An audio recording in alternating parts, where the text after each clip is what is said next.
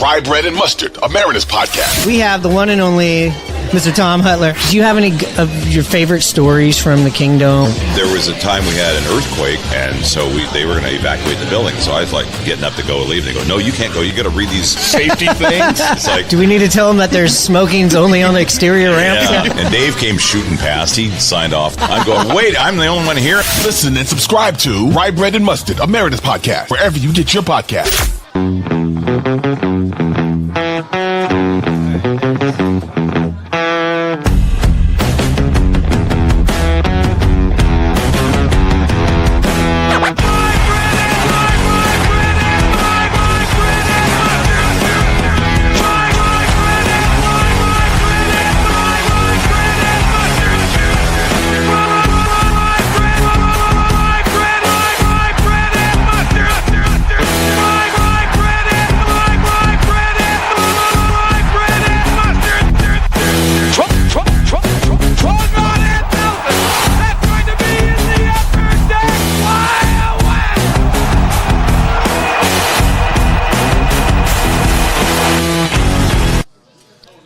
What up? This is Myron, and you are checking out the Rye Bread and Mustard, a Mariners podcast. That Down on the Docks, on the other side of the tracks, 5-star dive bar about your ALCS champion, and 2 games up in the ALCS Seattle Mariners. We got Hanno up in Edmonds, and with me here in West Seattle at the West Seattle Eagles, as you can see here on the screen, as it says, our special guest, Mariners PA announcer Tom HUTYLER. What's going on, Tom? Oh, man, just ecstatic after this first 2 games in Toronto. Yeah. Look, I think I was mentioning this when I got here.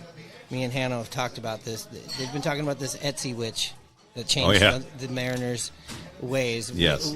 We like to claim here on the podcast it's when we came here during the Atlanta series, when the vibes were kind of low in the Mariners' social media world and maybe in that fanverse, and we had a great discussion here. Yeah, the Mariners have turned it around. Yeah, that's been a nice stretch since then, and I mean, really, other than the 3-game sweep at the hands of the Dodgers at the end of the regular season, it's been nothing but winning, and very tense 5-game series with the Tigers, and now first 2 in Toronto, which, if you'd have told me that was going to happen, I would have questioned your sanity, but really happy it did. Yeah. Hanno, what was your big takeaway so far in this series? Well, I mean, the last 24 hours have been just maybe the best 24 hours in Mariners history, it feels like. I mean, 4-0 all-time in the playoffs in their building. I agree with Tom. They had that long late inning, some travel problems, I was told, and to come away with 2 wins like that, convincing, and did it kind of a couple different ways. Just fantastic. Couldn't be happier. The thing about it is that you mentioned it, you touched on it there, but I conceded the first game on Sunday night because they had everything going against them. They'd gone from Detroit to Seattle. I mean, if they had won in Detroit, they had a 214-mile flight from Detroit to Toronto. I mean, it's shorter than here to Spokane. Instead, they had to fly all the way out here, play a 15-inning game, tax their bullpen, get up Saturday after having a few champagne and beer clubhouse celebrations, get on a plane. Well, before they got on a plane, at least they got to sit in their clubhouse because they knew it was delayed. It was a 2-hour flight delay. Then they finally busted the airport, get into Toronto after having to go through customs, and got in around midnight Toronto time. And then to get up today to play a game, they don't really have time for a workout between days. So they had to go to the ballpark, take their BP, take their infield, get their bumps and bruises addressed as best they could, and, drink a lot of coffee because, they were just gassed. And so that was crazy. It just was amazing that they were able to respond like they did last night. And Bryce Miller, I would have never, in my wildest dreams, even hoped for anything like that. Not that I don't doubt his abilities, but given the fact that he just pitched on a couple of days rest and that he, hasn't been his normal self since he came back from that injury, it was just amazing the gutty performance he had. Yeah, given those injuries in this entire season, we were mentioning that last night, where with this pitching staff, you can take any of those woes or those peaks and valleys and throw them out the window right now. They're showing up as advertised. I know here in Game 2, Logan Gilbert didn't have his best stuff, but you saw him in person there on Friday night. What was that like when he came in there? It was kind of shades of the Randy Johnson entrance. It wasn't quite the same. He's not as tall, and he's not as nasty, but it was fun to watch him come in for the bullpen, and, had the loud music playing and the fires shooting up from the pillars that are in the bullpen gate. And it was pretty impressive. I think it jazzed him up a little bit, and he came out and did the job that night. So did Luis Castillo, and everybody's been doing the job. That was a great team pitching effort that night to be able to hold on and wait for the hero of the postseason so far, Polanco, to come through. Yeah, I was joking around with you guys. They might have to change Edgar Martinez Boulevard Polo's place. Or just find just kidding, but maybe find. We might have to find something downtown to name it after Polo. On the pace that he's going, I mean, him and Cal Raleigh have just carried this team of late offensively. You see Julio get into the act today. Naylor gets a shot. It seems like this offense is waking up. Hannah, what did you see with these at-bats today, especially against this Savage guy, that they were really building him up on the Fox pregame show to be a scary dude? Yeah, he went out his previous start against the Yanks in the DS and absolutely shoved, gave up no hits against a potent Yankee lineup like he did. So, yeah, Fox was all over him, that's for sure. But, it was a huge moment for Julio to get that 3-run homer in the first inning, get us going, kind of put them back on their heels. But, we've seen Toronto, they're a good ball club, put the ball in play, score a lot of runs. And with Logan not having his great stuff, it sure helped that we got that lead like we did. Yeah, and that, Savage, he had all of 3 starts during the regular season. And he had the first postseason start. It was nails, but, I mean, they're anointing him as the next Cy Young Award winner. It's like, you've got 3 major, 4 starts all told. Let's back off just a little bit before we anoint him the next, Tarek Skubal. Yes. So I think he definitely had some rookie nerves going there in the first inning. He walked the first 2 guys, and he got out of it. Well, then he gave up the 3-run bomb. But then he managed to get through the next couple innings. But I think there was some rookie nerves there, and rightfully so. I mean, he's in all of a sudden a bit different situation than he was, even though he did pitch against the Yankees very well. Yeah, and the manager of the Jays is under some heat, isn't he, about leaving him in that long? Of maybe they should have took him out earlier in the game. Yeah. Well, he's under, in my opinion, John Schneider's under a lot of heat for a lot of reasons. He'd said they had that quote that he had about Cal. I think it was 2022 that he's got great power. He's got the potential to hit home runs, but he's also got strikeout potential. And he's just a 200 hitter, and if we attack him right, we're going to be able to take care of him. And I don't think that sat real well with Cal. And when Cal was asked about it, I think yesterday or today, he said, "Well, there's a lot of players in the league that have a beef with him, and so it's not the first unkind thing or possibly." Not so subtle thing that he has said about a player. He's got a tendency to be a little bit of a pop-off as a manager, which is, not, you want to keep that stuff to yourself. If you're a manager, if you're a player, maybe you could pop off a little bit, but as a manager, you should probably kind of play it close to the vest. He didn't, and gosh, it'd be really tough to see him losing 4. Yeah, I feel like after what we dealt with A.J. Hinch, who seems to have a way less talented team, scares me more than this manager with all of those weapons that he has. Mm-hmm. Hinch is a great manager. I mean, he's like it or not, he did get the Astros into the World Series twice, and yes, there was some cheating, but he's still got to manage the club, and he did a great job of that, and he's obviously done a great job with Detroit. Yeah, the way they had that series produced, it was such an integral part of it, of really, spreading this fear of him making all of these right moves. But we saw Dan make the right moves, and he seemed to make the right moves here in the last 3 games as well. I feel like Dan learned a lot in the first series, and he seems much stronger. Do you guys kind of agree with that? Yeah, I mean, he made a tough decision today. I thought, Logan going on short rest and, struggling for those first 2 innings. But, coming back strong that 3rd inning, usually trying to hope your starters can go at least 4, usually 5, 6 in the regular season. But, he had that interview with the Fox guy, and he didn't mention anything about taking Logan out. And by golly, that next fresh inning, Bizzardo came in. So I kind of thought they were going to try to sneak one more out of him out there. But, nice decision by him to go to Bizzardo. I thought that same thing. I was listening to what Dan was saying. I thought, sounds like he's coming back out for the 4th. And then he may have been playing at coy with the national TV audience, or he might have just decided on the spur of the moment, hey, you know what, let's get Bizzardo in there. Bizzardo had the one tough outing against the Tigers in Game 4. And other than that, I mean, he went 2 scoreless today. We got 2 scoreless from Vargas, and then closed it out with Hancock, which was nice to have. 6 innings together, pieced together by those guys. And Hancock was a little scary, but it was good to get him out there in a postseason environment because he hasn't been out there yet. And he came in with a really soft landing, and he scuffled a bit to try to get these outs to get, keep these guys off the base. He walked the first 2 guys, but he forced contact. When he did, he got the outs. He didn't. I don't think he gave up a hit. He just gave up, I think, 2 or 3 walks. And so, he's got great stuff. And you know who else has great stuff is Vargas. I mean, Vargas just has absolute great stuff. It's just that nobody on earth knows where it's going for sure. And when he's on, he's deadly. But he got the job done tonight, too. You're right. Bizzardo's the only reliever that gave up 1 hit. That's it. So relief gave up 1 hit.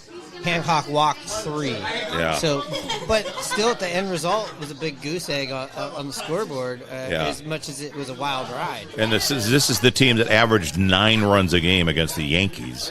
It has got 4 total runs in 2 games against the Mariners. Yeah, that's baseball. That's exactly what baseball. You never know. I felt like we were seeing some good at-bats today, even without some of the results. It seems like Gino's having better at-bats than he was in the Detroit series.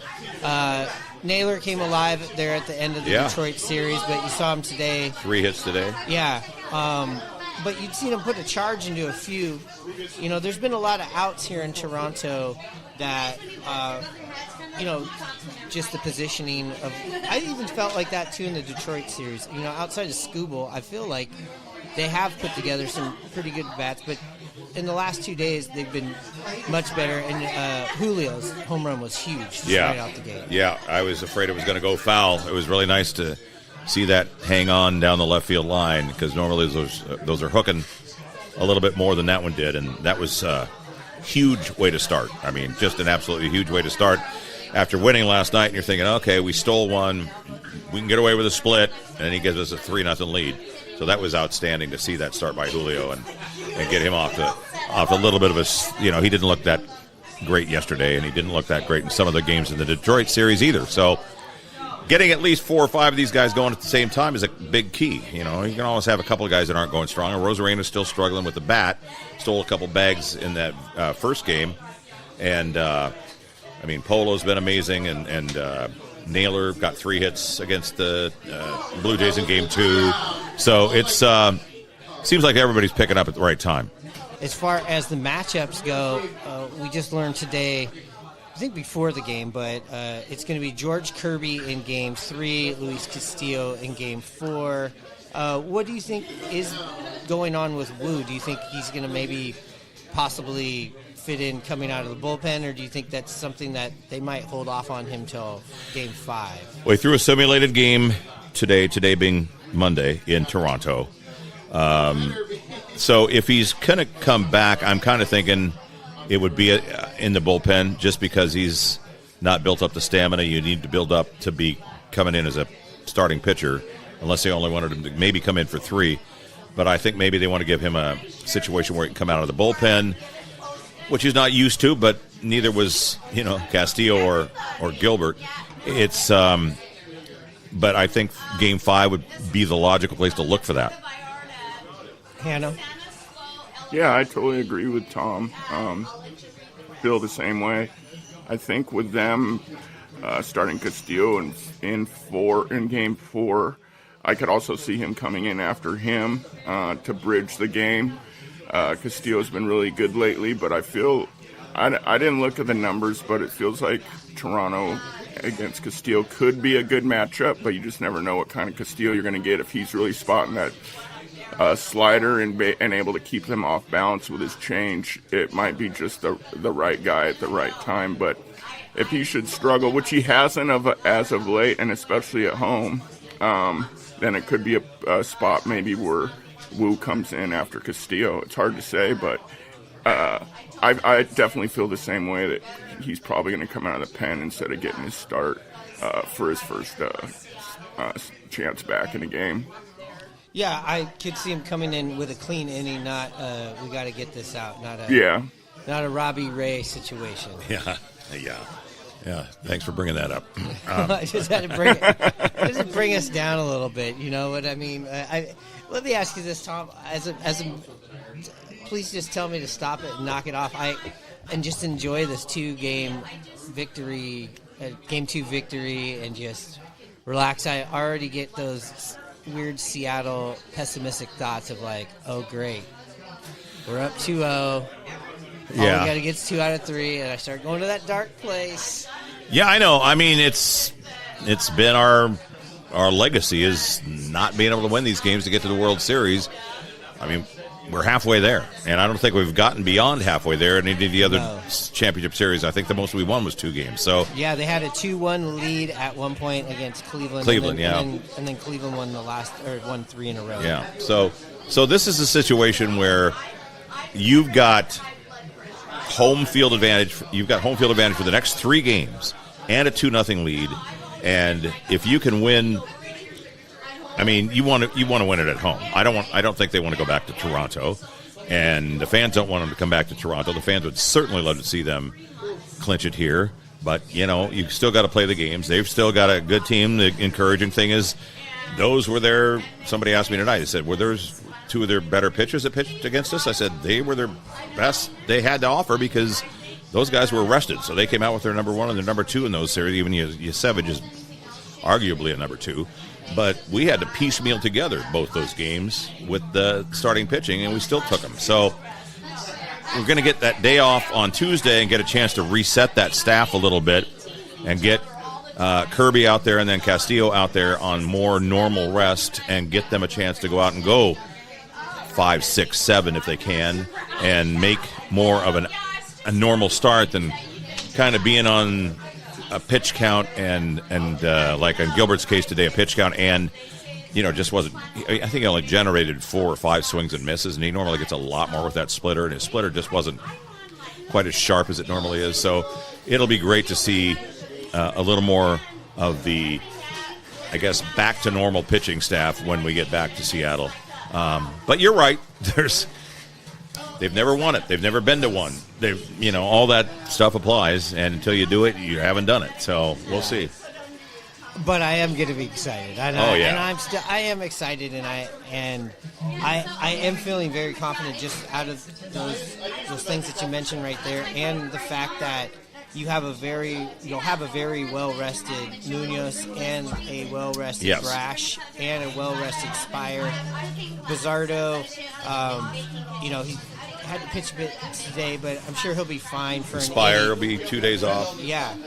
And so just like with the starting pitching where you're getting them rest, the bullpen that's had to pitch so much, and they've been so good. I mean, they had the 1 game in Detroit, and that was it.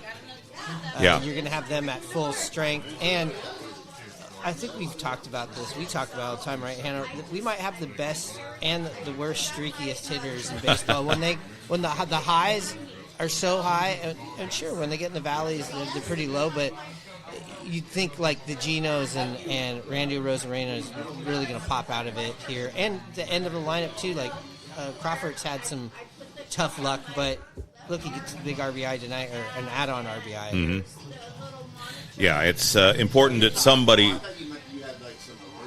is hot, preferably 3 or 4 guys are hot, because you're going to always have guys that are going through tough spells. I mean, it's a streaky game. The teams have great deals of success for a while, and then they have fall-offs, where you lose 9 out of 10. Then you win 12 out of 15, and almost every team goes through that, except the Colorado Rockies. And those are mostly just lose 20 out of 25. But you had Julio, Arozarena, and Gino, who were none of them really going well. Julio got the big 3-run bomb tonight. Arozarena's been at least contributing. He made a great play in the first game against Toronto with that catch in left field. And scored twice. Yeah, and Suarez had the ball off the top of the wall that missed being a homer by 3 inches last night in game 1. And so, he also used his backside to block a ball that was going into the dugout that we were all liking. That. Yeah. I don't know if that actually counts as being in the dugout or not, because it looks like that cheek is out beyond the fence. But anyway, they conferred and ruled that Arozarena got second on that. But, maybe Polo cools off. I hope not, but, he's hitting .258 for the postseason with 3 homers and 8 RBIs. But he had 3 straight game-winning RBIs dating back to the Tigers series. And right now, yeah, you're right. He's in line for a statue or a street name. I wanted to talk about we were mentioning earlier how just like the last 24 hours or just the last few days, how many big, crazy moments there's been from the 15 innings to right now on Tuesday. Just how fast that happened on Sunday night into Monday. It's kind of all one big blur, but let's talk about that 15-inning game. How was that working that entire night? And were you having any trigger feelings coming back? Yeah, it was really a roller coaster because several times they'd get guys on in the top of the inning, and I'd think, well, this is it. I mean, I might as well pack my stuff up because, I'm not going to be back here till spring. And then we'd get a guy on. We get, like in the one inning, Robles led off with a double. I thought, okay, we're going to do it. And it didn't happen. And so it was like both teams had opportunity after opportunity and couldn't cash in. And meanwhile, the bullpens are going further and further into we're going into both Gilbert and then Castillo. I can't remember who bridged in between them. But they, throwing out all the stops. There's no sense saving anybody because there's no game tomorrow if you don't win that game. And so it was really an emotional roller coaster. And not to mention Humpy getting his first salmon run win. Yes. How was that moment in the park? That got about as big a round of applause as Polanco's walk-off. No, everybody loved it that he got the win. It was perfectly timed. Perfectly timed, yes. And it was, would have never happened had we not gone extra innings. It was kind of like, well, what are we going to do now? Let's have another salmon run. And then it's like, Humpy wins it. So it was pretty fun. But, the night itself was really emotionally draining, but you're so excited it's that kind of overrides that. Hannah? Tom, were you on the call like you usually are for the salmon runs for that win for Humpy? Yes, I was. And there was a little scrum among the other three. He was way behind, and all of a sudden they got into a little tussle, all three of the other fish. And he just kind of circled around onto the grass and cut in front of him, and history was made. Salmon run history was made. Yeah, baseball fans and ex-players and players are very superstitious. So I do believe that with Humpy getting their first win, it quite possibly could have been the trigger to finally get a run across for the Mariners. You never know. Yes, we a couple of people said Humpy should win every race from here on out. I was going to say, are we going to get a streak going for Humpy? Yeah. I mean, it's a real competitive race, so we don't know. And remember, there's no wagering.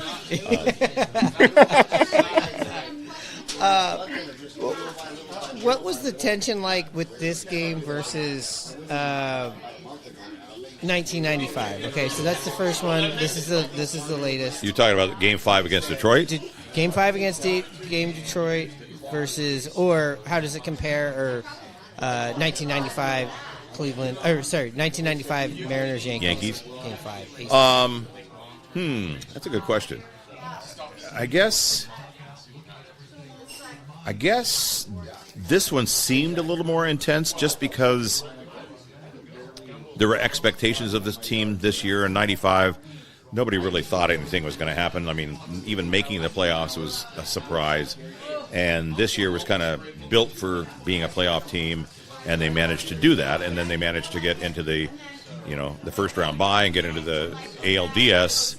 So I think this became more of a high-stakes moment just because of the fact that it was a Game 5, and it was hard to feel like it was a failure if we lost that game. It's like, oh, we came all this way, we picked up Naylor and picked up Suarez, and we're done. So it was, I think the pressure might have been more felt maybe just among fans and among the people covering the team than it was the team themselves, because they weren't here other than Dan and Edgar, who were in the dugout, but were part of that team.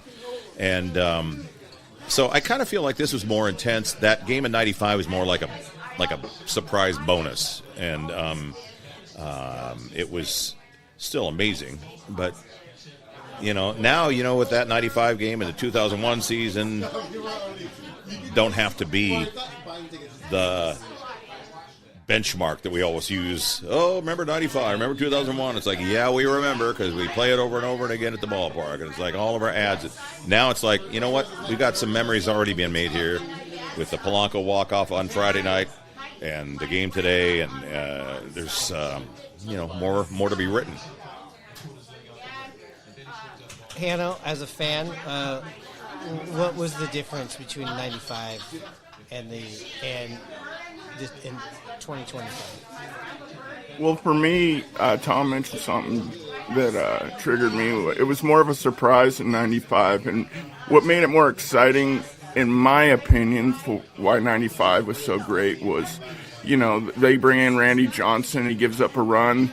The Mariners then come back in that game. There's a man on first and third in this situation. Bases were loaded for the winning run. That was a double to score the tying run, and then Griffey scored all the way from first on the winning run. So for me, that game was just more exciting. Besides, the Mariners had so many chances in extra innings. Like Tom mentioned, with Robles on there for the when it lead off double, you're just kind of going like, man, when are they finally going to do it? And then each time going, wow, they're not going to do it. It's going to be the same old Mariners. The story's going to be written where they, can't come through. Detroit's going to finally score in the next inning. So just both two amazing games. Glad to see them. But for me, the 95 game was more exciting for me as a fan. I don't know. Yes, I'm at different stages in my life. Yeah. So it's kind of hard to compare the two. In my adult life, this was the best exciting thing. Yeah, so you guys were infants when that 95 game happened, right? Sure. I'll vouch that I was an infant in 1995. Right? Anyways, I just, back then versus now, and you're right, but though, when you add the stakes to what's going on, and just personally, us doing this podcast, the whole, those kinds of thoughts how were going through my head too, of going like, well, okay, I'll go back to doing what else I do when I'm not doing this, yeah. And I got a lot of good stuff in the can, especially when like that Robles double was not cashed in, and some of those ones weren't cashed in. I mean, just the air in tacos and tequila would just go out. But I couldn't imagine doing your guys' job where you're a fan and this big frustrating thing doesn't happen, and then you gotta do hot dogs in heaven, or stuff like that. Like, you really have to just take a breath before you do it. Yeah, and when it gets to that point, it's all unscripted for us up there. We don't have any plans beyond the ninth inning as far as what we're going to do for an inning break, and it's like, okay, what are we doing now? Okay, and also one of the other facts is that MLB takes over a lot of the postseason in-game presentation rules. So, for instance, we can't mention sponsors. Like, we can't, it's usually the Muckleshoot Casino Resort hydroplane races. Well, it's just the hydro races. And it's not the New Era Cap Trick, it's the Hat Trick. or cap shuffle, and the hot dog from heaven is not Hempler's. It's just, I mean, it says it on the board, but I don't say it, and so it becomes just a little more homogenous and a little more or a little less familiar to us as well as the people in the stands. So when, like, we didn't even do the 50-50 raffle on Friday. It was like they didn't want us to do it the first 2 games. We did it, but we didn't do it till after the game was over. And I'm not even sure what that is. It doesn't have a sponsor. But there's some, rules that come into effect because of Major League Baseball that changed the way we do things. And it shortens the pregame show because you don't have all the sponsor first pitches and the partner first pitches and things like that.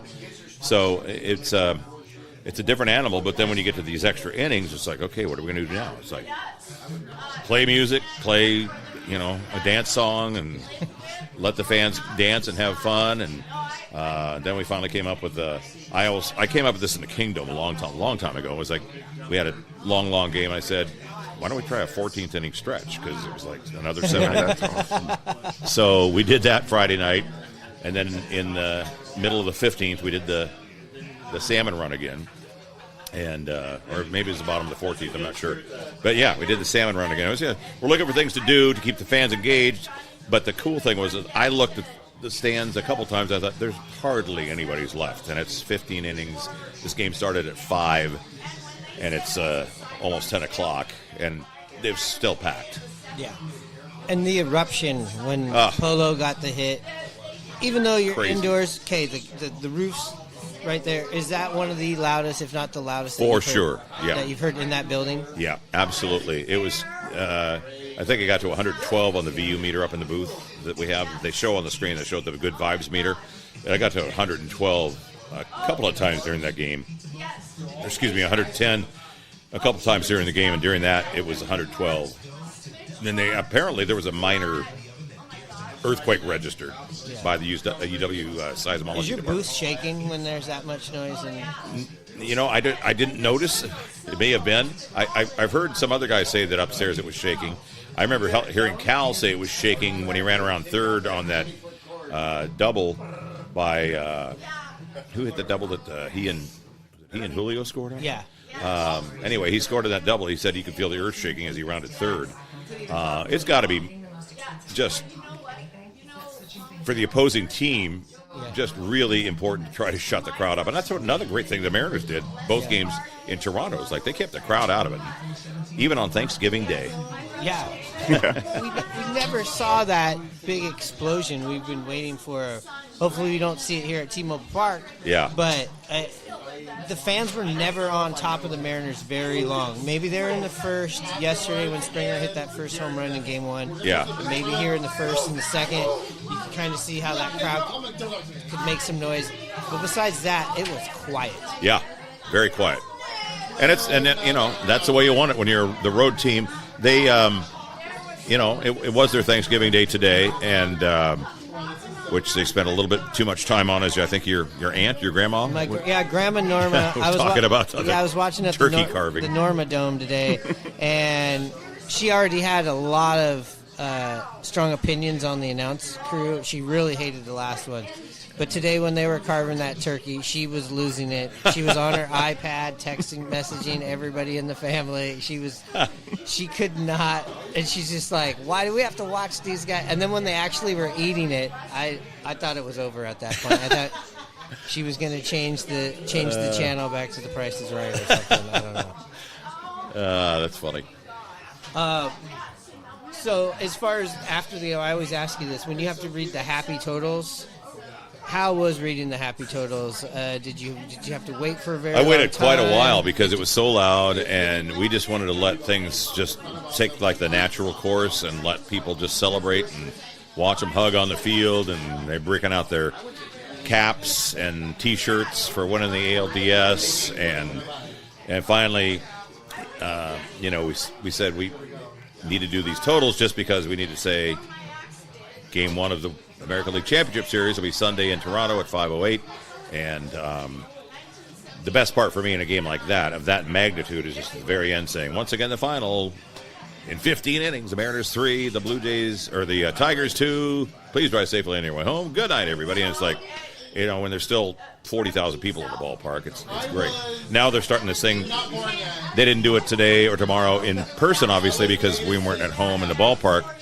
But they're putting a trident up for every victory to count down to the, count from 11 to 1. So they've gone through four tridents now, which is pretty cool. So we'll see if they can add to that on Wednesday.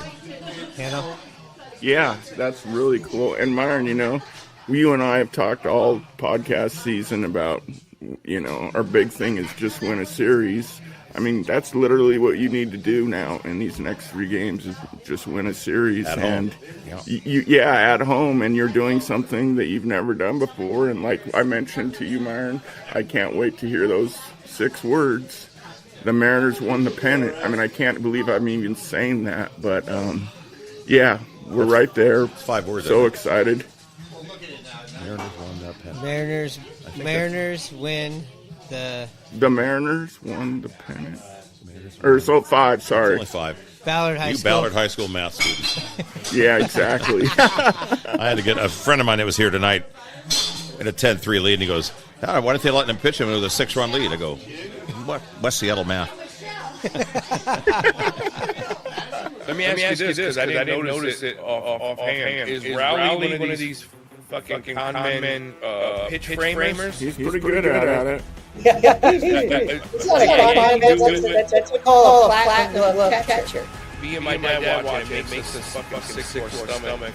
How many pitches catching? My dad said if you umpire, he said if you do that shit, I'm calling it an automatic ball. No, I think it's good, but I think you're a shitty umpire, and if a guy brings the glove way across and that's affecting you shouldn't be an umpire. You see the ball that crossed the plate, now he catches it and moves it. So, because catchers have been framing since forever. Carlton Fisk, all these old timers, Johnny Bench. They used to try to get an extra inch or two. Now guys are doing it on every pitch, like a ball in the dirt, and they still have fucking nerve. And to me, as a watcher, it makes me sick. I heard a really old timer call up one of the radio shows, like the framing. It's immoral. And it's not dishonest, and it doesn't belong. I think it's using that point. We got 4-time Gold Glove winners, 3-time All-Star, 2-time Silver Slugger, and look, the reason why I bleached my hair back in the 2000s. What's up, Brett? I love it. You had the hair, huh? That was like college look. That was my thing. My kids still tease me. They say, Dad, why don't you go bleach your hair? Dad's get a little older for that. That was just a phase I went through. It was kind of a shtick. And I used to tell people when I bleach my hair, the city expects it, so just don't worry about it. Get out of my way every 3 weeks. I said I had my routine. Did you get your hair done by somebody here? I did. No, I did. I had a young lady come to the ballpark, actually. And I had a barber chair. It was a hair bleaching station. And there were a couple guys on the Mariners that would get it done, too. Every 3 weeks she would come in. We had a little office space off the clubhouse, and I'd get it done. That was fun. It brings back pretty cool memories. Like you mentioned earlier about the crowd, that was definitely a huge thing to keep them out of it. Another thing I thought was key was, getting this big lead where we didn't have to use our high leverage relievers. I mean, in the last series, I felt like Detroit saw our guys so often that they started getting zeroing in on them. And with how good Toronto is, as a club, it's definitely a factor going in that they aren't seeing our guys as much as they did in the last series. It's a great point, and it was a point I made and several of us made, is that they saw Bizzardo all 5 games. They saw Spire 4 games. I think they saw Brash 4 games and Munoz 4. And I don't care how good you are, when you see a guy that often, you're going to know what's coming, you know what it looks like out of his hand. When you've seen it that condensed of a time, it's a 3-game series, you might see the guy twice. You're not usually going to see him 3 times, but if you do, even then, you're out of town the next day, or they're out of town the next day. but you get them 5 games in a row with a couple of days in between. You're seeing everything they've got, and you're seeing it over and over and over. And there's just no way when Game 4 happened, when Bizzardo got knocked around and Spire got knocked around, and I thought, it doesn't surprise me. They're probably a little tired, if not a lot tired, and these guys are very familiar with what they're throwing. Yeah, because it's been day after day after day, especially Bizzardo. And for him to come out and do as well as he did in Game 5 and then do as well as he did today is just, and last. Was he pitched last night? I can't. He's been really one of the unsung heroes down the stretch and into the postseason. Yeah, I think Bizzardo, the only game he missed or that he didn't go in was Game 1 of this series. Yeah. Because he threw 3 innings. Right, yes, on Friday. Yes. Yeah.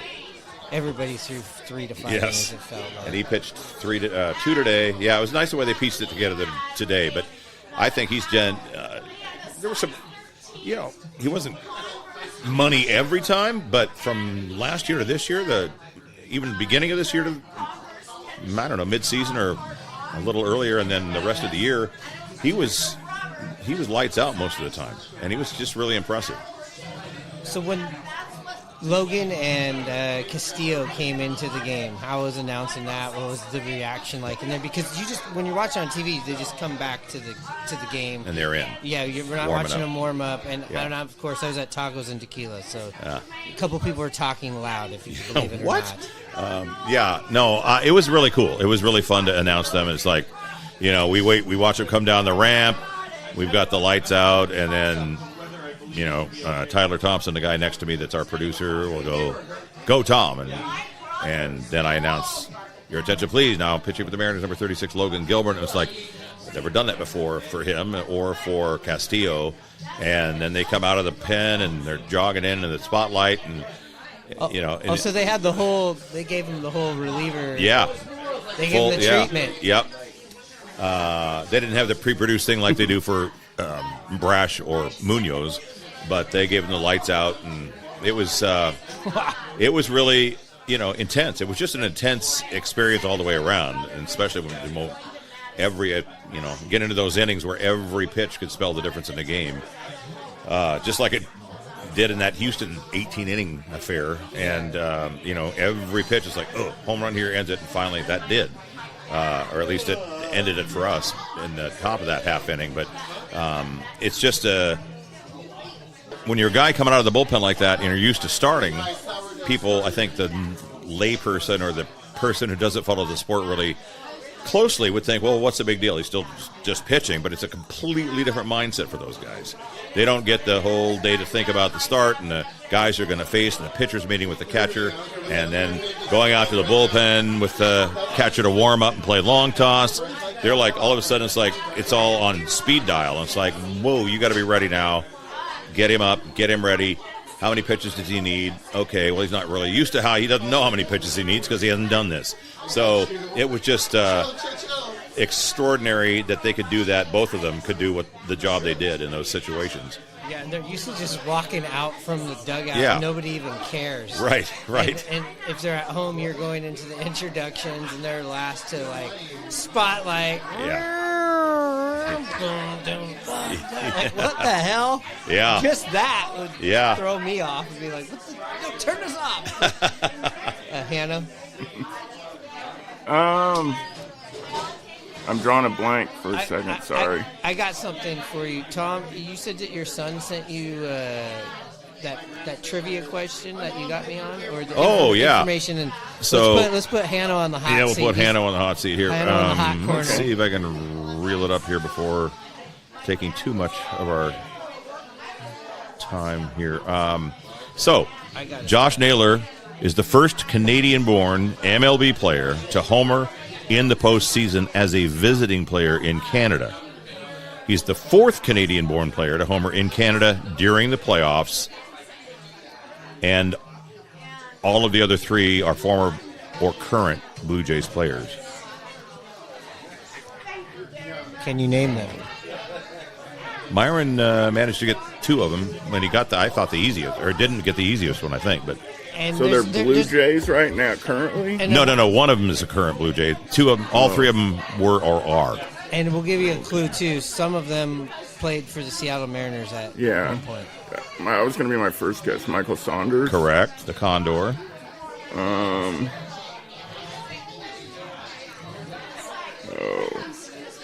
I'm trying to think of who's on their team right now. Is Lucas? Is he Canadian? I don't know. No, it's kind of a not a trick question, but it's not easy to think of this guy being born in Canada, but he wasn't necessarily born in Toronto. I don't know. I'm stumped. The other guy was Russell Martin. And then, the catcher. And then Vlad Guerrero, because Daddy was in Montreal at the time that he was born. And Sean nice Green trivia question. Sean Green was not one of them? No. That was one of the ones that I don't know if he homered. Did he homer in Toronto in a game there? I don't know. Anyway, yeah, it was a pretty cool question. We're in a spot that we haven't, I'm still trying to wrap my mind around the Mariners coming back 2-0. I'm going to try to just relax for a day. I mean, what's your anticipation level about getting back to work there, Tom? I'm very excited for Wednesday and Thursday, and hopefully that's as far as we need to go. It's everybody's saying, well, Wednesday, Thursday, Friday. I go, we don't necessarily have to play Friday. Toronto can't be in a great mental state of mind right now.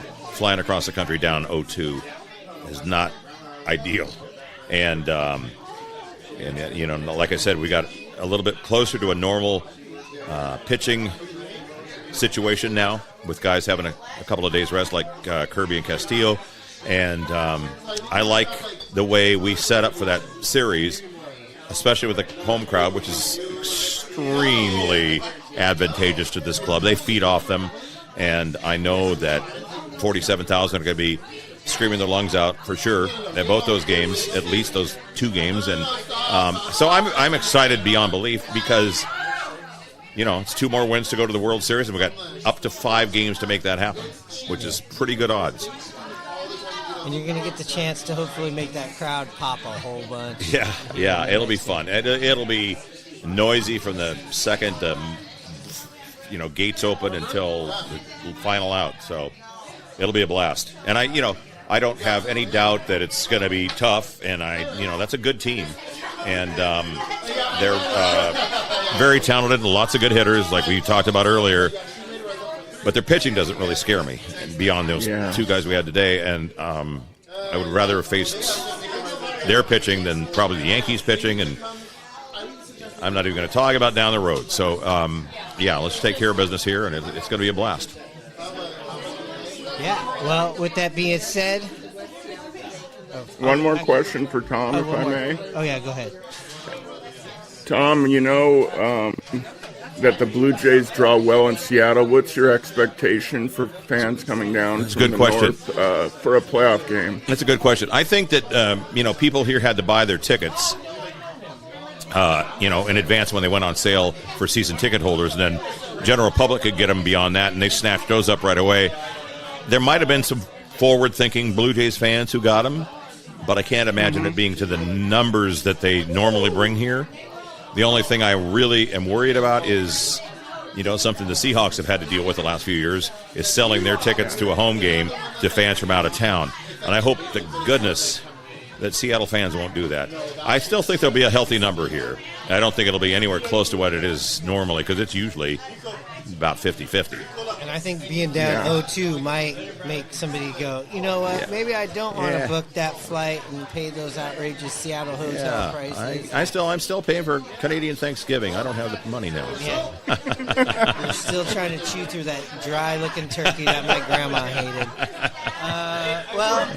Listen, we're going to wrap this up here so we can all actually get some rest. Just as fans, it's just been draining. I can imagine these players right now, as we record this, are probably flying somewhere over Delaware. I don't know. A lot of people I talked to, because the game started at 2:08 and they opened this West Seattle Eagles at 2 o'clock today. They normally don't open until 3. And I thought, well, it's going to be maybe 2-3 other people in here with me, and I came in, and it filled up pretty quick. There was a good crowd, so people are missing a little work to go to these games, but it's a lot of fun. Yeah, and here's one ongoing thing before we get out of here. We've been talking about and complaining about and just making it a formal complaint, actually. These early afternoon starts, especially in the ALCS, you'd like to find a way that this isn't the case. Yeah. The divisional round even sucked. I could get it for the wild card, but, like, come on. I don't know how you remedy that. I think it's being scared of football a little bit too much maybe on the weekends. Yeah. Or not wanting the playoffs or the World Series to end in the middle of November. Right. I get it. I don't know if you could have a few double headers during the season. I don't know how they could do this. Not a fan of it. No, I'm not either. You do wish you could see both games start in prime time. The only option would be to play them both at or near the same time. But, as fans, we like to see the other games too. So you don't want to say, well, I got to pick the Mariner game and I can't watch the Dodgers and Brewers game because we're on at the same time. I don't know what the solution is, and I'm sure they've been racking their brains in New York. But all I care about is I know which games we're going to be watching Wednesday and Thursday. So. What about the people in Hawaii? It's got to be even worse. That's what I think about it. I mean, that game started at what? Noon there today. So sometimes I'm like, maybe I should shut up. Yeah. Anyways, look, before we get out of here, a couple quick plugs. If you see this shirt, if you're watching on YouTube, right here, you want that street cred for rocking the rye bread, hit up at simply.core. You can also find her on Instagram. And also visit In The Clutch Apparel at intheclutch.com. Use promo code Rye Bread and Mustard, all one word. They got the new Hip Hip Jorge shirts over there, so go grab those. And also make your pre- and post-game sports cantina destination the one and only Pioneers Tacos and Tequila, located at 1021 Occidental Avenue South in Seattle. And if you're just one of those people that wants a quick dog before the game, or maybe hit up that 2-for-1 special after the game, make your purchases of those dogs at Al's famous sausages. Oh, yeah. Anyways, with that being said, Hanno, you know what time it is.